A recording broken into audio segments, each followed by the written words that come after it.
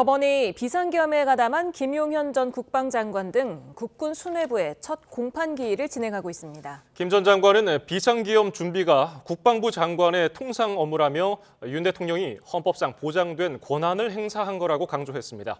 현장에 나가 있는 취재기자 연결합니다. 권준수 기자. 네, 서울중앙지방법원입니다. 네, 군 수뇌부의 첫 공판 어떻게 진행되고 있습니까? 네, 오후 2시부터 내란 중요임무 종사 혐의를 받는 김용현 전 국방부 장관과 노상원 전 정보사령관, 그리고 김용군 전 헌병대장의 1차 공판을 진행하고 있는데요. 김 전 장관이 발언권을 얻어 비상계엄에 대한 준비는 국방부 장관의 통상 업무라며 혐의를 부인했습니다. 윤 대통령이 헌법상 보장된 권한을 행사했고 본인은 합당한 임무를 수행했다는 건데요. 실제로 폭동이 없었으니 내란죄가 성립되지 않을 뿐만 아니라 이재명 민주당 대표나 한동훈 전 국민의힘 대표 등에 대한 체포조 운영을 지시한 적이 없다고 반발했습니다. 기존의 윤 대통령이 탄핵 심판에서 주장하던 내용과 크게 다르지 않은데요. 검찰의 수사권에 대해서도 문제를 제기하며 김 전 장관을 체포하고 구속한 건 위법하므로 불구속 상태에서 재판받게 해달라 요청했습니다.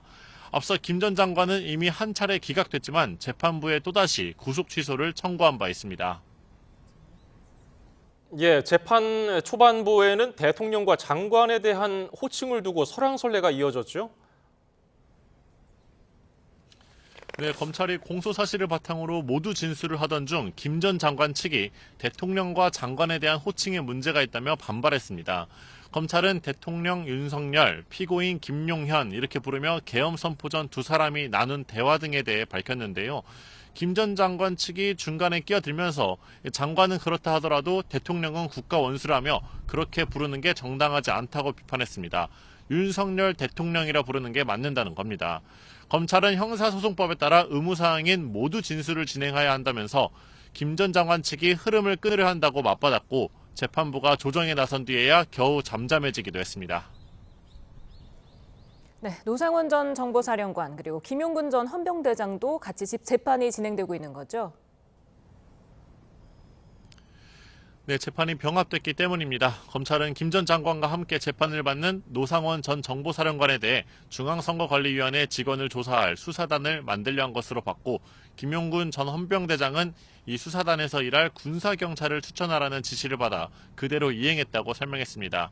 노 전 사령관 측과 김 전 헌병대장 측은 내란 성립 여부뿐만 아니라 공소 절차와 관련해서도 김 전 장관 측과 같은 입장이라고 밝혔습니다. 이번 계엄은 일반적인 내란 형태와 다르고 공소의 불법성에 대해 재판부의 선행적인 판단이 필요하다는 건데요.